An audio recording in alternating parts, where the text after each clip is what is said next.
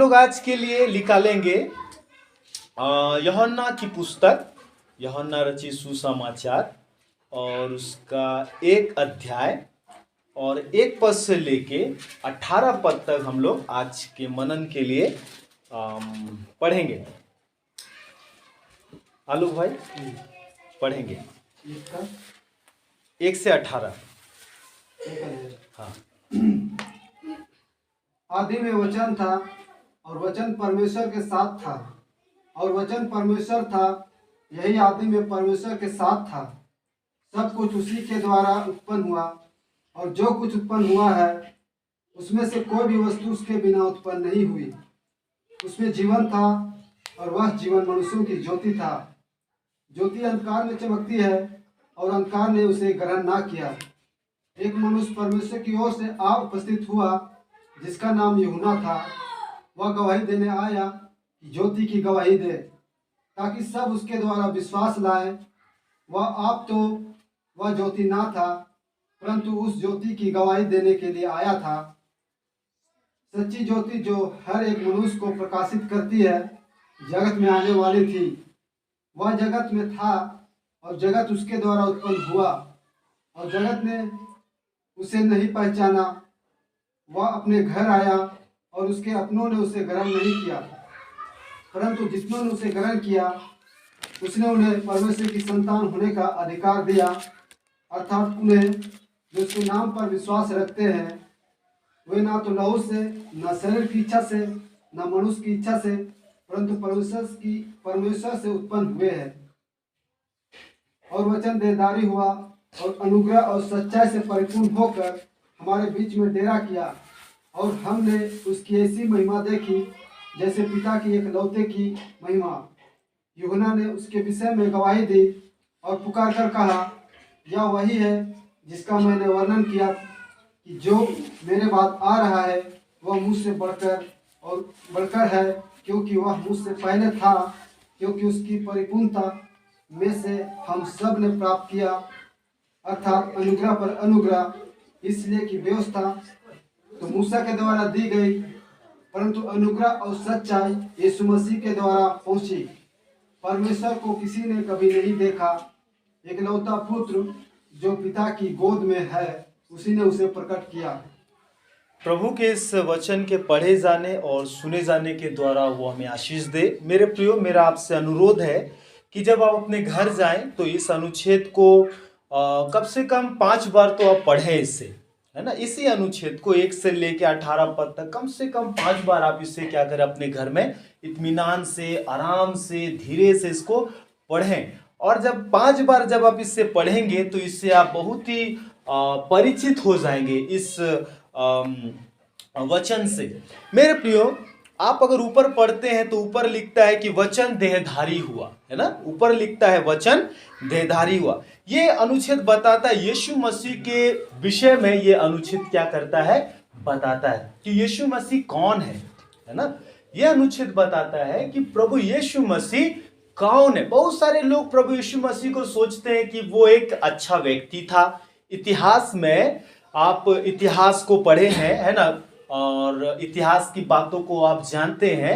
तो इतिहास में यीशु मसीह के विषय में एक बात को लिखा गया है कि वो एक अच्छा पुरुष था। वो कैसा पुरुष था? वो एक अच्छा पुरुष था। वो एक नैतिकवान व्यक्ति था।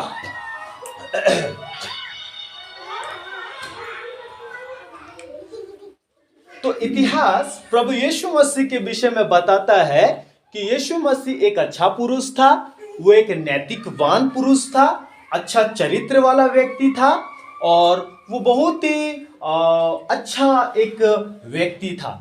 तो नैतिकता की बातें सीखने के लिए हमें उनकी बातों को सुनना चाहिए। तो इस प्रकार से बहुत सारे लोग यीशु को एक नैतिक शिक्षक के रूप में भी देखते हैं कि वो एक मतलब नैतिक बातों को सिखाने वाला भी लोग सोचते हैं। परंतु मेरे प्रियो, बाइबल इस अनुच्छेद में जब आप पढ़ते हैं, यूहन्ना जो अभी हमने पढ़ा 1 पद से लेके जब आप 18 पद तक आप पढ़ते हैं, तो इस अनुच्छेद में बताता है कि यीशु वास्तव में कौन है। यीशु वास्तव में कौन है। तो यहां पर ही आप जब पढ़ते हैं तो 1 पद आप जब पढ़ते हैं तो यहां लिखता है कि आदि में क्या था, वचन था। क्या था आदि में? हाँ, क्या था? वचन था। आगे क्या लिखता है? और वचन परमेश्वर के साथ था। और वचन कौन था? परमेश्वर था। तो एक पद हमें ये बताता है कि आदि में का मतलब है कि आरंभ में जब ये पृथ्वी नहीं बना था, जब परमेश्वर ने हमें नहीं बनाया था, तब क्या था? आदि में, आरंभ में क्या था? वचन था। और वचन परमेश्वर के साथ था। और वचन परमेश्वर था। मेरे प्रियो, हम जानते हैं कि इस पृथ्वी का जो सृष्टि हुआ है, ये पृथ्वी जो बना है, जब आप उत्पत्ति की पुस्तक को जब आप पढ़ते हैं तो वहां पर हम ये पढ़ते हैं कि परमेश्वर ने कहा उजियाला हो। परमेश्वर ने सिर्फ अपना वचन कहा, परमेश्वर ने जो कहा वो हुआ। तो वो वचन क्या था? आदि में था। और वो वचन किसके साथ था? हाँ, परमेश्वर के साथ था। और वचन कौन था?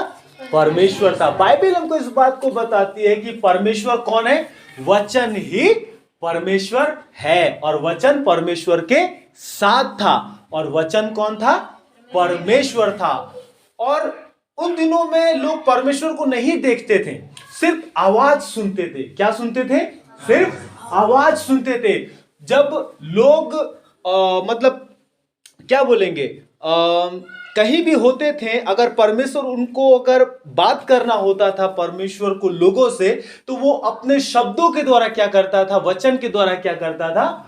बात करता था। और जैसे मैं आपसे बात कर रहा हूं, आप मेरे से बात करते हैं, हम आपकी बातों को सुनते हैं, तो ये क्या है? एक शब्द है। ये क्या है? एक वचन है। तो इसी प्रकार से आदि में क्या था? एक वचन था। और वचन परमेश्वर के साथ था। और वचन परमेश्वर था। और परमेश्वर का वचन जो जो बोलता गया वो सब होता चला गया। उत्पत्ति की पुस्तक 1 अध्याय जब आप पढ़ेंगे तो ये सारी बातें आपको देखने को मिलेगा।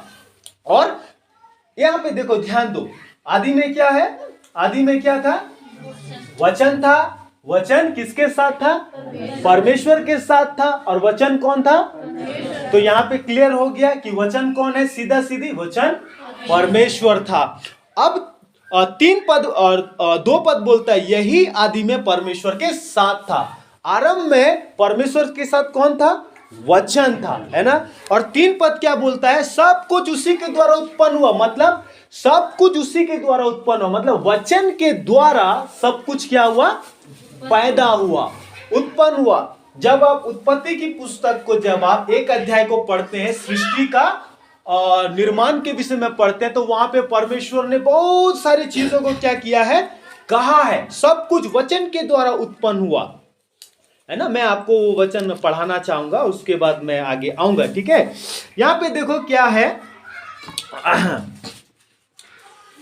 4 पद को देखिए, 3 पद को देखिए क्या लिखता है। सॉरी, 1 पद से पढ़ते हैं। आदि में परमेश्वर ने आकाश और पृथ्वी की सृष्टि की। परमेश्वर ने क्या किया? आदि में आकाश और पृथ्वी की सृष्टि की। 3 पद देखिए क्या लिखता है। अच्छा, 2 पद पढ़ते हैं। पृथ्वी बेडौल और सुनसान पड़ी थी और गहरे जल के ऊपर अंधेरा था तथा परमेश्वर का आत्मा जल के ऊपर मंडराता था। जब परमेश्वर ने कहा उजियाला हो, तो उजियाला हो गया। और परमेश्वर ने उजियाले को देखा कि अच्छा है। और परमेश्वर ने उजियाले को अंधेरे से अलग किया। और परमेश्वर ने उजियाले को दिन और अंधेरे को रात कहा तथा सांझ हुई, फिर भोर हुआ। इस प्रकार पहला दिन हो गया। फिर परमेश्वर ने कहा जल के बीच एक ऐसा अंतर हो। तो आप यहां पे देखेंगे कि परमेश्वर ने कहा, परमेश्वर बोलता गया और सब कुछ क्या होता गया? बनता चला गया। तो यहां पे बोल रहा है कि सब कुछ उसी के द्वारा उत्पन्न हुआ, मतलब वचन के द्वारा सब कुछ क्या हुआ? उत्पन्न हुआ। अर्थात वचन कौन है? वचन परमेश्वर है। तो वचन परमेश्वर जब बोला तो उसके बोलने से सब कुछ क्या होता चला गया? उत्पन्न होता चला गया। और आगे लिखता है उसमें से कोई भी वस्तु उसके बिना उत्पन्न नहीं हुई। मतलब वचन के बिना कुछ भी उत्पन्न नहीं हुआ। आज जो कुछ भी आप पृथ्वी पे देख रहे हैं वो सब कुछ वचन के द्वारा ही उत्पन्न हुआ है। परमेश्वर ने कहा इसलिए वे उत्पन्न हुए हैं। और और देखिए 4 पद क्या कहता है, उसमें जीवन था और वह जीवन मनुष्यों की ज्योति थी। वो वचन में क्या था? वचन में क्या था? जीवन था, और वो जीवन मनुष्यों के लिए क्या था? ज्योति था। और मेरे प्रियो आगे लिखता है, ज्योति अंधकार में चमकती है और अंधकार ने उसे ग्रहण ना किया। मेरे प्रियो वचन में क्या था? जीवन था। अर्थात वचन परमेश्वर के साथ था, वचन परमेश्वर था, और वचन के द्वारा सब कुछ उत्पन्न हुआ, और वचन में ही क्या था? जीवन था, और वो जीवन मनुष्यों के लिए क्या था? ज्योति था। और ज्योति हमेशा अंधकार में क्या करती है? चमकती है ना। और अंधकार ज्योति को ग्रहण करता है, अंधकार ज्योति को ग्रहण करता है। अगर आप एक अंधेरा सा रूम में आप जब रहेंगे और जब आप लाइट जलाएंगे, तो क्या वो अंधेरा वहां पे रहता है या अंधेरा चला जाता है? चला जाता है ना। तो बाइबल क्या बोल रही है? उसमें जीवन था। किसमें जीवन था? वो वचन में जीवन था। वचन में क्या था? जीवन था। और वो जीवन, जो वचन में जीवन था, वो जीवन हमारे लिए क्या था? ज्योति। मतलब परमेश्वर और परमेश्वर का वचन हमारे लिए क्या है? ज्योति। हमारे लिए क्या है? और हमारे लिए क्या है? वो जीवन है।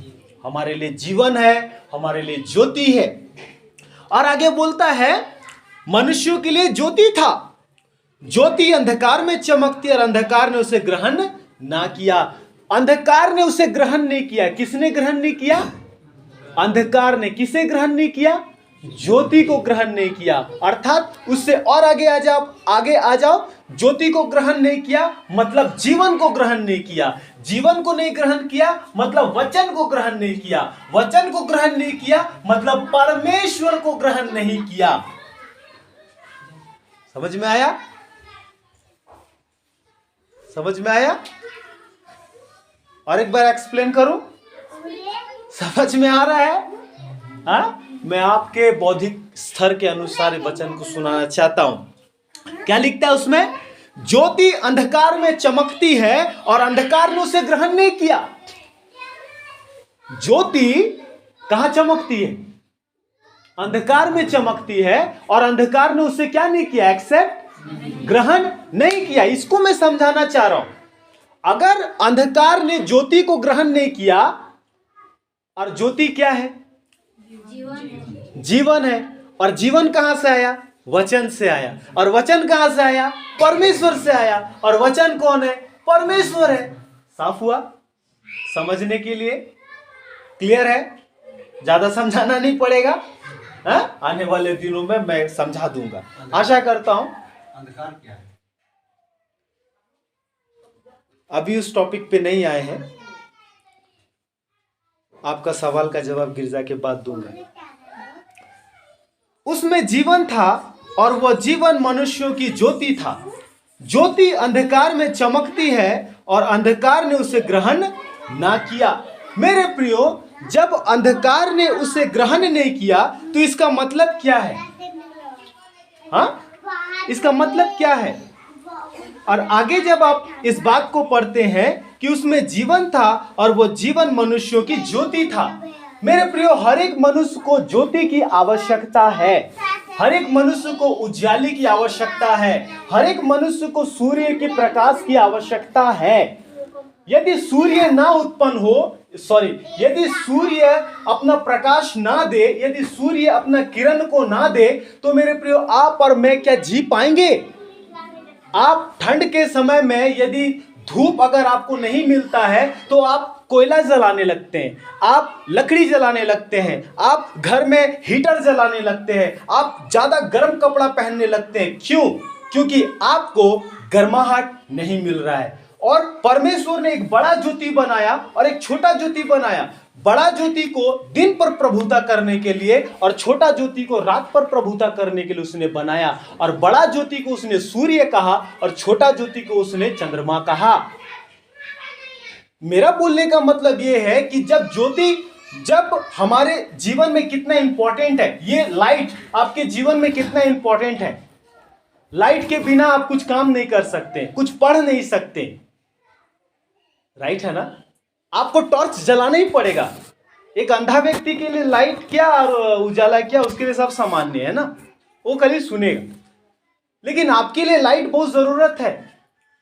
तो प्रभु यीशु मसीह का वचन यहाँ पे ये बोलता है कि उसमें जीवन था और वो जीवन मनुष्यों के लिए क्या था, हमारे लिए ज्योति था। और हर एक इंसान को ज्योति की क्या है, आवश्यकता है। आप में से कोई ऐसा व्यक्ति है जो बोल दे कि मेरे को लाइट की जरूरत नहीं है, मैं बिना लाइट का पढ़ लूंगा?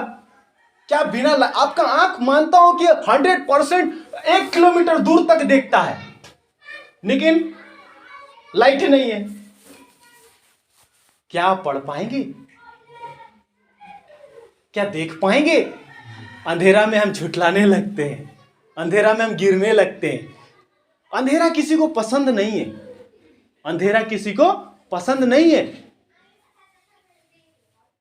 और हमारे लिए ज्योति, कौन ज्योति है हमारे लिए? हाँ, हमारे लिए ज्योति क्या है?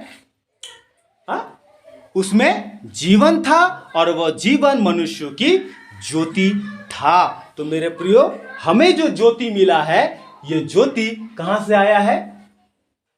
परमेश्वर से आया है। तो मेरे प्रियो, क्या हमें परमेश्वर की आवश्यकता है? क्या हमें जीवन की आवश्यकता है? क्या हमें लाइट की आवश्यकता है? जिसे आवश्यकता नहीं है वो ग्रहण नहीं करेगा, जिसे जरूरत नहीं है वो इस ज्योति को ग्रहण नहीं करेगा। यहां पे क्या लिखता है?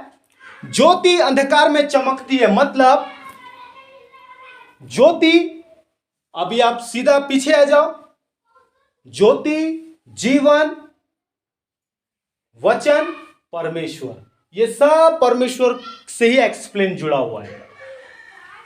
और ज्योति अंधकार में चमकती है और अंधकार ने उसे ग्रहण नहीं किया।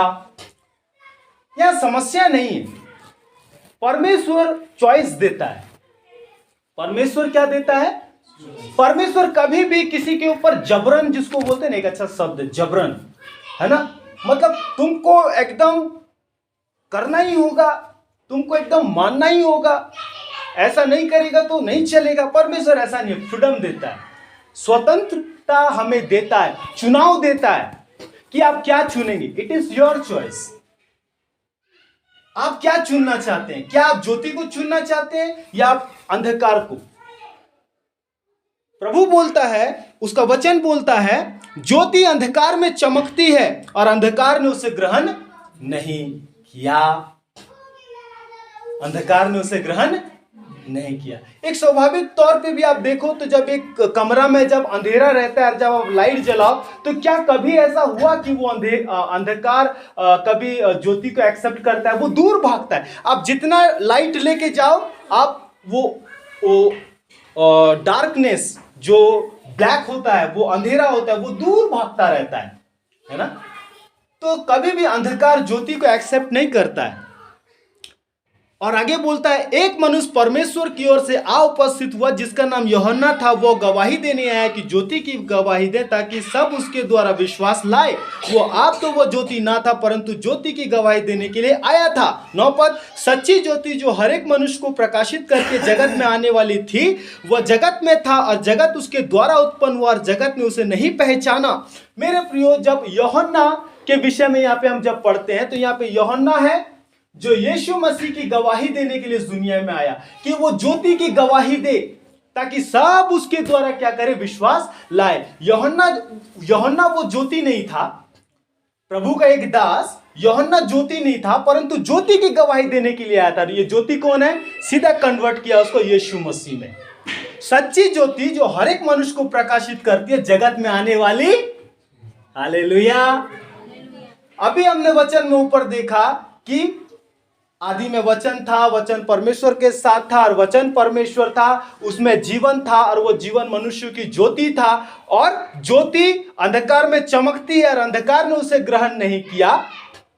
और यूहन्ना बोलता है कि वो ज्योति की गवाही देने आया। वो आप वो ज्योति नहीं था। सच्ची ज्योति जो हर एक मनुष्य को प्रकाशित करती है, वो जगत में आने वाली थी। इसका मतलब ये ज्योति जो जगत में आने वाली थी, ये मनुष्य के लिए कितना आवश्यक है कि इस ज्योति को वो रिसीव कर ले, इस ज्योति को वो ग्रहण कर ले।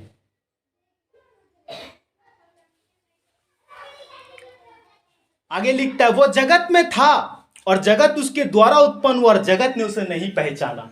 ये जो ज्योति है, यहां पे प्रभु यीशु मसीह के विषय में जो कहा जा रहा है कि सच्ची ज्योति जो हर एक मनुष्य को प्रकाशित करती है, वो जगत में आने वाली थी और जगत ने उसे नहीं पहचाना।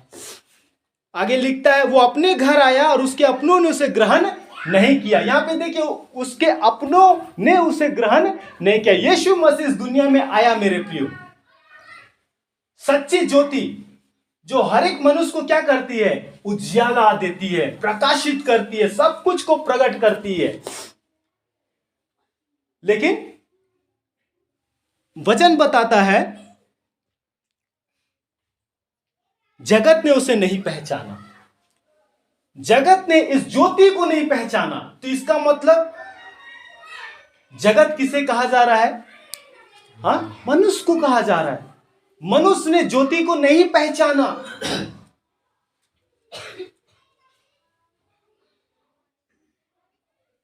सच्ची ज्योति जो हर एक मनुष्य को प्रकाशित करती है, वो जगत में आने वाली थी और जगत उसके द्वारा उत्पन्न हुआ। जिसके द्वारा जगत उत्पन्न हुआ, जिसके द्वारा जगत का सृष्टि हुआ, वो जब इस दुनिया में आया तो लोगों ने उसे नहीं पहचाना।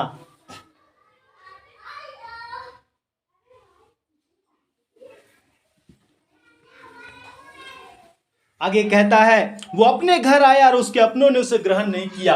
ये इजरायलियों के लिए लिखा गया है कि प्रभु यीशु मसीह यहूदियों के बीच में आया, दाऊद का वंश से आया, वो अपने घर आया और उसके अपनों ने उसे ग्रहण नहीं किया। लेकिन आगे बोलता है, परंतु जितनों ने उसे ग्रहण किया उसने उन्हें परमेश्वर की संतान होने का अधिकार दिया। हालेलुया। आगे बोलता है 12 पद, परंतु जितनों ने उसे ग्रहण किया, किसको? सच्ची ज्योति को जो हर एक मनुष्य को प्रकाशित करती है, जो जगत में आने वाली थी और जगत ने तो उसको नहीं पहचाना, उसके अपनों ने उसको ग्रहण नहीं किया। परंतु जितनों ने उसको पहचाना, हालेलुया, परंतु जितनों ने उसको पहचाना और जितनों ने उसको ग्रहण किया, परमेश्वर ने उनको बदले में क्या दिया? अपना बेटा और अपना बेटी होने का अधिकार दिया। क्या आज आप यीशु को पहचाने? क्या आज आप यीशु को ग्रहण किए? क्या आज आप उसको सच में पहचाने?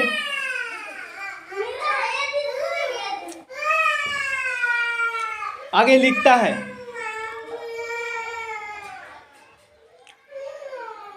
उसने उन्हें परमेश्वर के संतान होने का अधिकार दिया। जितनों ने इस ज्योति को पहचाना। अभी हमने बात किया कि एक व्यक्ति के लिए ज्योति कितना इंपॉर्टेंट है, कितना आवश्यक है, और ज्योति इस दुनिया में आया। लेकिन दुख की बात है कि लोगों ने इस ज्योति को नहीं पहचाना, इस ज्योति को ग्रहण नहीं किया, अपने दिल में आने नहीं दिया, दिल का दरवाजा को बंद रखा। परंतु खुशखबरी है कि जितनों ने इस ज्योति को ग्रहण किया, अपने दिल में आने दिया, उसको परमेश्वर ने अपना बेटा और बेटी होने का क्या दिया? पद दिया, प्रतिष्ठा दिया, अधिकार दिया। अर्थात उन्हें जो उसके नाम पर विश्वास रखते हैं, वे ना तो लहू से, ना शरीर की इच्छा से, ना मनुष्य की इच्छा से, परंतु परमेश्वर से उत्पन्न हुए हैं। किससे उत्पन्न हुए हैं? परमेश्वर से उत्पन्न हुए हैं।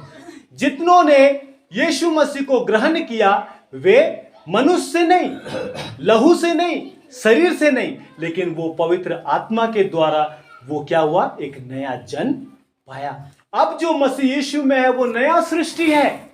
आप जो आज प्रभु यीशु मसीह को पहचाने हैं, उस ज्योति की आवश्यकता को, कि वो ज्योति आपके जीवन में कितना इंपॉर्टेंट है, वो ज्योति आपके जीवन में कितना महत्वपूर्ण है, इस बात को जब आप पहचाने हैं और जब आप उसको ग्रहण किए। सबसे पहला चीज है पहचानना, उसके बाद आता है ग्रहण करना। सबसे पहला चीज आता है पहचानना और उसके बाद आता है ग्रहण करना।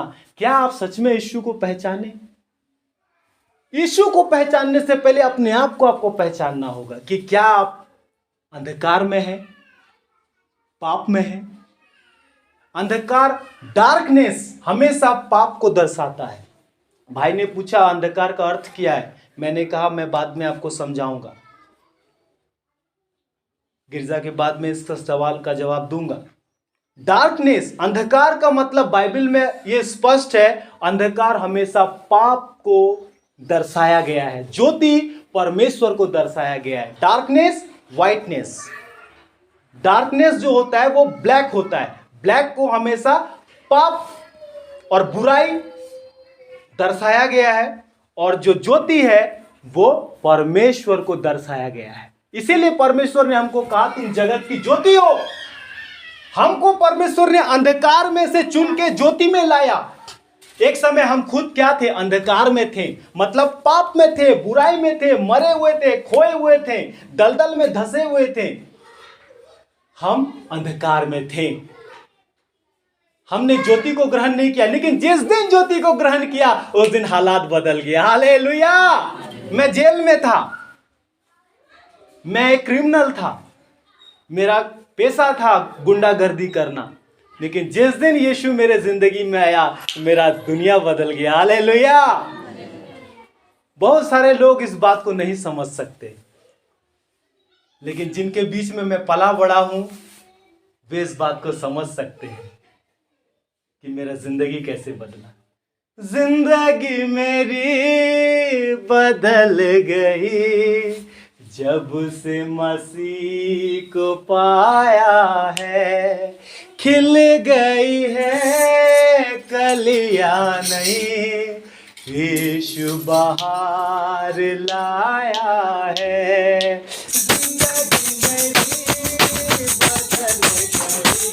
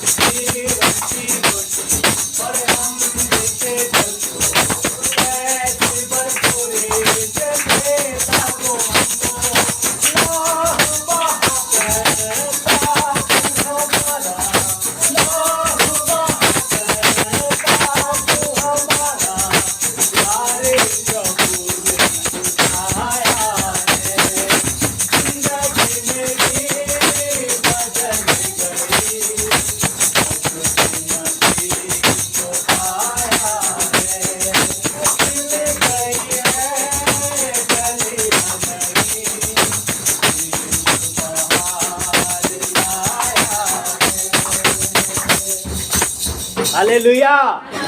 मेरे प्रियो, यीशु को पहचानने से पहले आपको अपने आप को पहचानना होगा। मैंने तो जेल में इस बात को जाना कि प्रभु मैं पापी हूँ। मेरे को दर्शाने की जरूरत नहीं है, बताने की जरूरत नहीं है, ऑलरेडी मैं क्रिमिनल हूँ।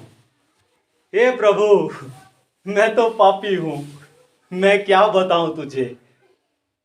और तूने मुझ जैसे पापी से बोला कि मैं धर्मियों को ढूंढने नहीं आया, मैं पापियों को ढूंढने आया हूं। हालेलुया। जिस दिन इस पैगाम को सुना मेरे प्रियो, मेरा जिंदगी बदल गया। हालेलुया। और ये मवाली, ये लफड़ छप्पड़ से आज परमेश्वर अपना सेवक बनाया। हालेलुया। आज कई एक के लिए आशीष का कारण परमेश्वर ने ठहराया, कई एक के लिए सुगंध का मतलब खुशबू के लिए सुगंध बनाया। मेरे प्रियो, ये बहन जो आप देख रहे हैं यहाँ पे, इसका नाम पिंकी है। आज आप इसका बॉडी लैंग्वेज को देखा, ये आज भेंट का ये ऑफरिंग बैग आपके पास लेकर आई थी। कोई नहीं सोचता था कि ये काम ये कर सकती है। एक समय था कि इसको जंजीर से बांध के रखते थे इनके परिवार के लोग।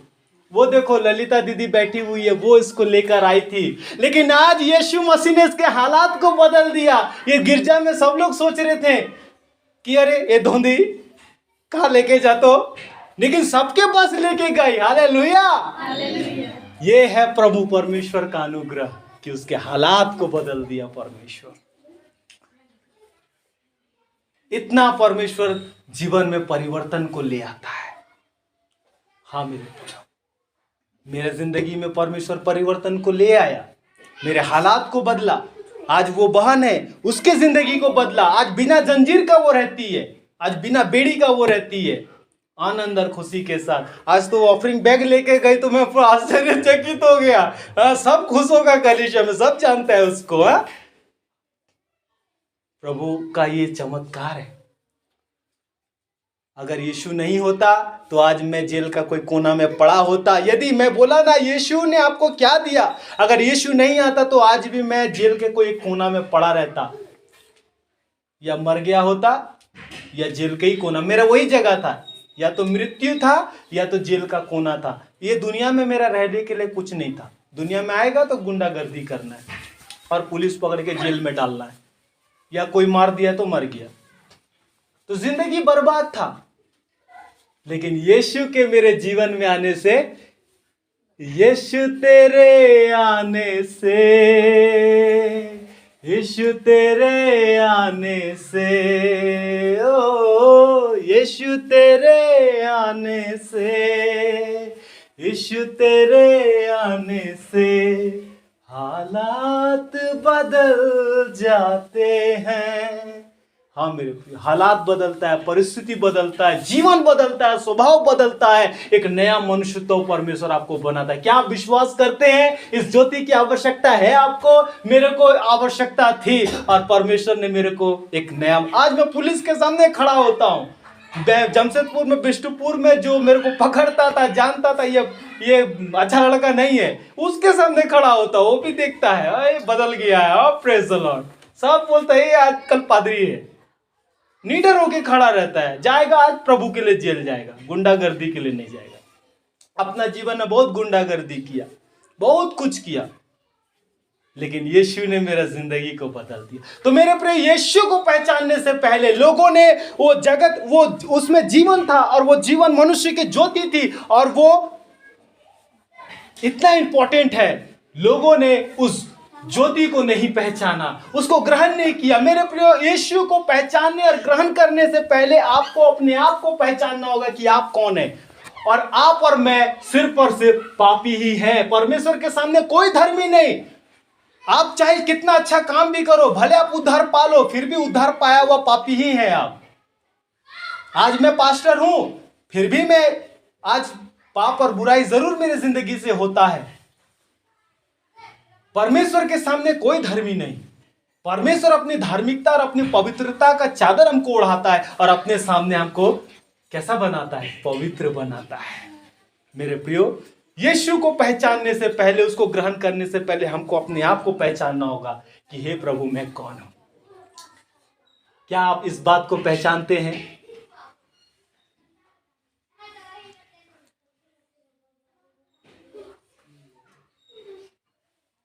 प्रभु आशीष दे।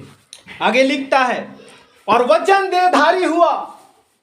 हमने पढ़ा, आदि में वचन था, वचन परमेश्वर के साथ और वचन ही परमेश्वर था, उसमें जीवन था और वो जीवन मनुष्य की ज्योति था। उस ज्योति को लोगों ने ग्रहण नहीं किया और वही वचन देहधारी हुआ। हालेलुया। देहधारी हुआ का मतलब क्या है कि वही वचन जो परमेश्वर के साथ था, वचन परमेश्वर था, अर्थात परमेश्वर मनुष्य बन के इस दुनिया में आया। हालेलुया। यही तो बाइबल बताना चाह रहा है कि यीशु वो कोई नैतिकवान पुरुष नहीं था, यद्यपि वो नैतिकवान है, वो बहुत पावरफुल था अपने समय में, आज भी उसका नैतिकता का स्तर उसका पुस्तक का बहुत ऊपर है। परमेश्वर स्वयं मनुष्य बन के यीशु के रूप में इस दुनिया में आया। हालेलुया।